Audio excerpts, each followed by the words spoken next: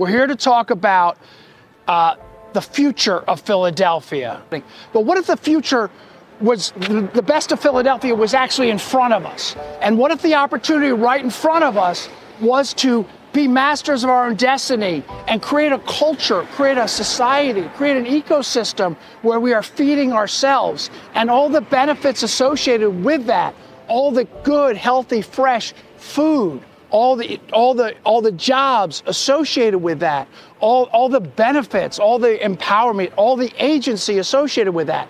We're talking about restaurants like South Restaurant and Jazz Club right there, not only serving the food, but growing the food on the roofs. We have a greenhouse on the roof. In the backyard, the courtyard, we have a courtyard with food, herbs, vegetables, leafy greens, and on and on and on. All the possibilities. South Restaurant and Jazz Club could be in that category. Honeysuckle, this wonderful, wonderful establishment that we have just welcome to North Broad Street, could be the same. Imagine the building off to the left there. All that is growing good, healthy, nutritious food. It's not only possible that we're doing it around the rest of the parts of the world. There's no reason why Philadelphia can't do it. What about, for example, this church that is sitting dormant, is only used once, twice, 3 times a week, was feeding folks, feeding the less fortunate, feeding the fortunate. Maybe it's a situation where we feed the fortunate at night and we feed the less fortunate during the day.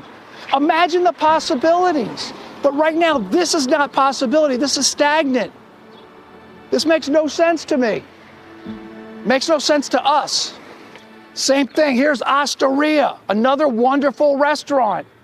Imagine this whole area here, in between Osteria and the church, was growing food, was growing wonderful, wonderful food. Folks could literally go out and pick it, grab it, saute it, put it on your plate and serve it. It's not only possible, it's probable. Imagine a day when food is not a charity, when food is a human right, a food like air and like water is treated the same way. Imagine we have a department, the Department of Food, as opposed, we have the Philadelphia Gas Works, we have the Philadelphia Water Works, we need the Philadelphia Food Works. And that's going to happen as well. This is Pennsylvania Corporation for the Aging. A lot of the obligations of Pennsylvania Corporation for the Aging is taking care of the old, the folks that have gotten sick over the years because they have not eaten healthy, nutritious food. Imagine a day when food is thy medicine. We are what we eat. It's absolutely facts. Let food be thy medicine or medicine be thy food. Imagine this whole facility. Now, we don't need it. We need only part of it. And now it's a secondary processing facility. So we're making basil, we're making pesto over here, and we're making tomato sauce over here from the tomatoes we grew down there. The possibilities are unlimited. The beauty of it is that we know exactly what we use. All we have to do is work backwards from what we use. We know what we buy. We can grow it all locally, if not through controlled environmental agriculture, using traditional agriculture. We are a fan of both. They just need to work together. It just needs to be a coordinated effort. There needs to be a plan. There needs to be a strategy. We're going to grow this in the outside of Philadelphia. We're going to bring it into Philadelphia. We're going to touch it and turn it into value-added products. Speaking of tomatoes, look at Santucci's, wonderful restaurant, wonderful Italian restaurant. What are they going to do with tomatoes? They're going to turn them into tomato sauce, which can make pizzas and make spaghetti, make eggplant parmesan. A retail store. This could be, instead of saying Studebakers, it could say some other name that we're going to make up that's a retail store. Look at this. Imagine right here, all that. We grow up there and we bring it down. Walk in for kale and spinach and cabbage. All this stuff made locally without pesticides, 95% more water. We are, in addition to all that, we're saving the environment, we're saving the climate. All food travels over 1,500 miles to get here. Why? It's so unnecessary.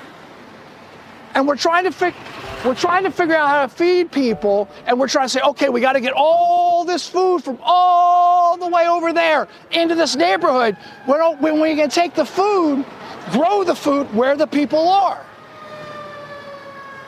People, not potholes. We just got to focus on it. Imagine this is a local Dutch facility. Local Dutch, if you're not familiar, is a company from the Netherlands where they're doing it. They've been doing it. They've been doing it for 100 years. Why? Because they have no choice. Do we have a choice?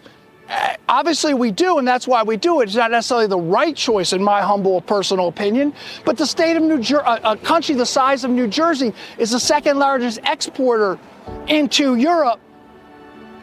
It can be done. So anyway, long story short, they perfected the technology. Let's drop one right there. The back half of the facility is growing. The front half becomes another retail operation. We're working together with the two retail operations so they're not competing with each other, but they're actually complementing each other. And then I get it. We got to park people. Let's put them up top or let's put them below. But if we had thought about this ahead of time, what a concept, and said, okay, what does this look like? What does this look like 5 years from now? What does this look like 10 years from now?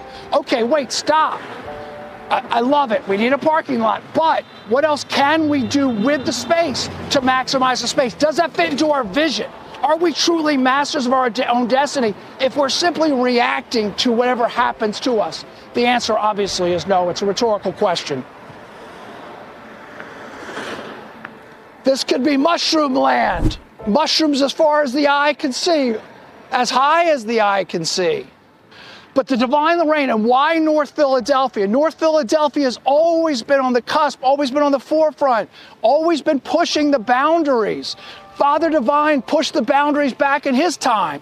He talked about a land where people living together, working together, seeing no color lines, seeing no economic lines, where we all were one. It's not such a crazy concept. And for those who want to look at it different ways, we're all going to arrive at the same place. Every religion you go to, everybody goes in Sunday and says, we're going to take care. Every religion says, we're going to love thy neighbor. We're going to feed thy brothers and sisters. I'm just saying, imagine a future where we all are one. We are all one. But imagine where we are actually all one. And however we arrive at that decision to go there and get there, I'm cool with. And there are many ways to look at it. There's purely the spiritual and the religious way, which is good. There's purely the practical way, where here's the reality of the situation. I have folks that we need to be taken care of. There's a purely what's in it for me standpoint. Hey, if I'm not taking care of everybody else, we're only we're a chain. We're all a chain, Philadelphia. We're all related. We're all interwoven. And you've heard the phrase, a chain is only as strong as its weakest link. So you think you're strong, you're really not, because another link of the chain is strong. And it actually makes good economic sense to feed people. So you're going to save money in the long run. What a concept, right?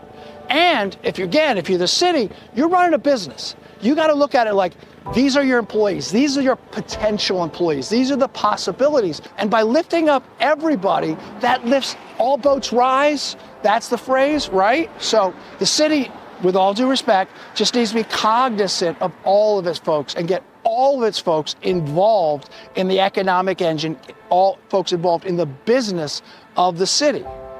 Thank you for listening. The future of Philadelphia, it's in our hands.